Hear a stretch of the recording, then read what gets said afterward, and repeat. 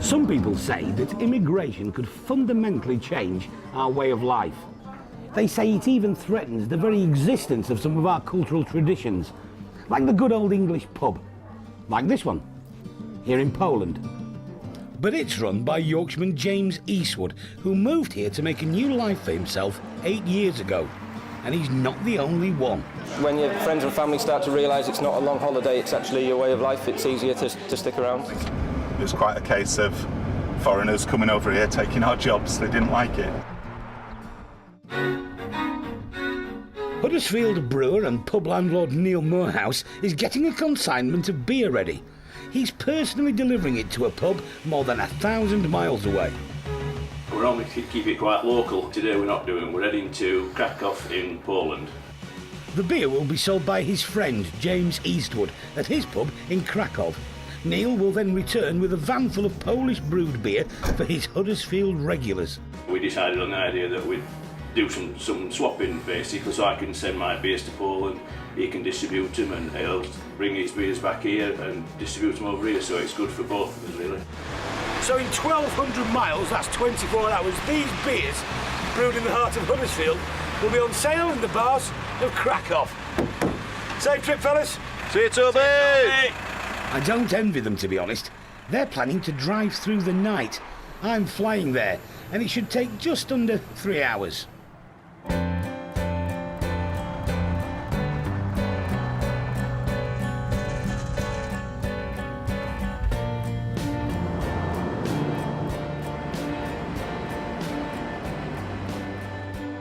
This is Kraków, Poland's second city, but for 500 years it was the nation's capital. And now home to T.E.A.TIME Brewpub. That's short for Traditional English Ale. This is the first brewpub in the whole of Poland. That's right, first real ale brewpub in the country. That's right. Let's have a look at it then. This is our brew house.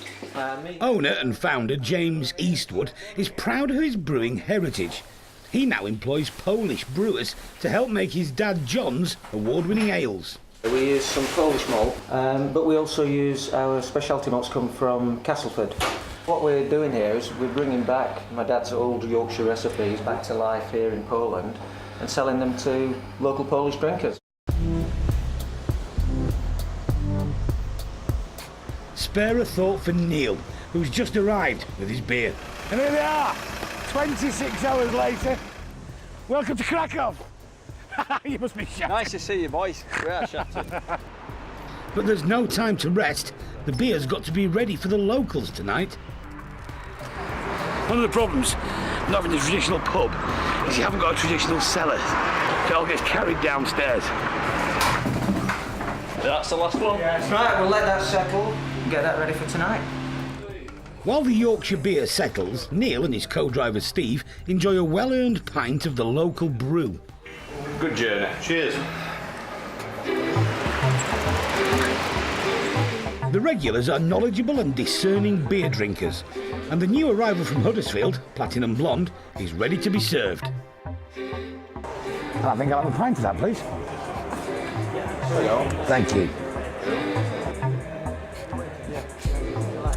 It's a fine pint.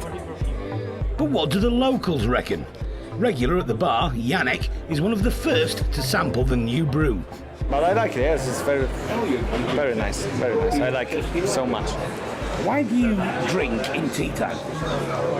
Because these beers are very different from beers served in most of Polish pubs. We've got local Poles that make up at least 70% of our custom. If you watch a lot of people in the bars, they don't go straight to the pint and start drinking it. They lift it and smell and appreciate the aroma.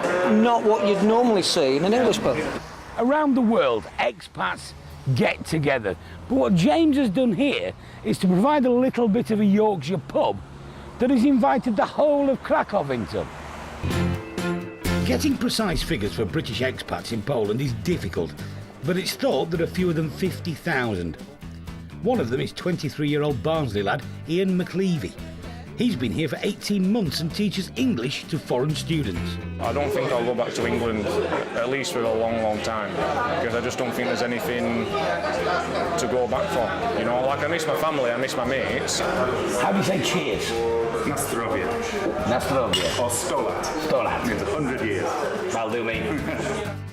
Tim Wilkinson from Scarborough and Phil Clark from Leeds are regulars at Tea Time. Neither plans to return to the UK. I've only had one job since I've been here. It's a multinational company, there's people from all over the world. I imagine it's, to be honest, actually the workplace is very similar to a lot of the other places I work. Phil set up his own business running tours to Auschwitz and the salt mines. I did 18 days in a row of 13-hour days, and all of a sudden we think, this Englishman's a grafter. Auschwitz is converted into the museum, so it's a little bit sanitised, really.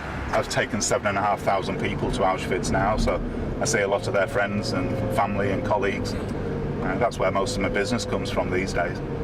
Of course, there were other people here doing this job. What did they think when you came over, this upstart Brit? They were a bit shocked at first.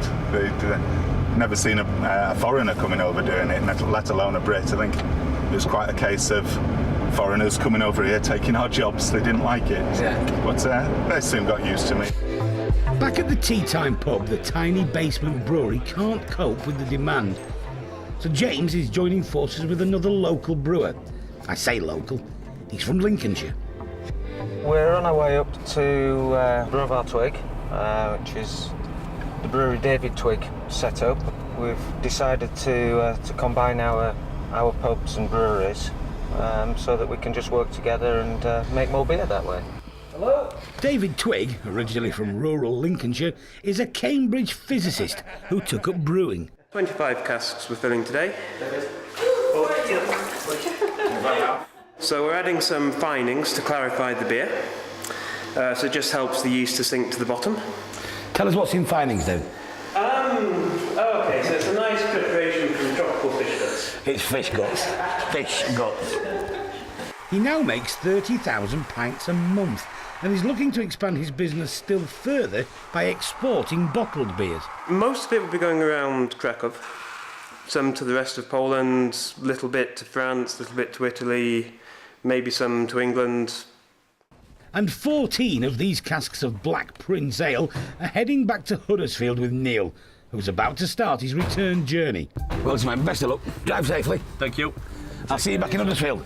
See you back in Huddersfield. Take care. There's no doubt that British migration to Poland is a drop in the ocean compared to the people who've gone the other way. But 2.5 months on from Brexit, have the prospects of Brits in Poland changed? I caught up with James on Skype to find out. Tell me, how have things been over there since Britain voted to leave Europe? Well, we're still brewing. We've had a good summer. Obviously, lots happened back in the UK.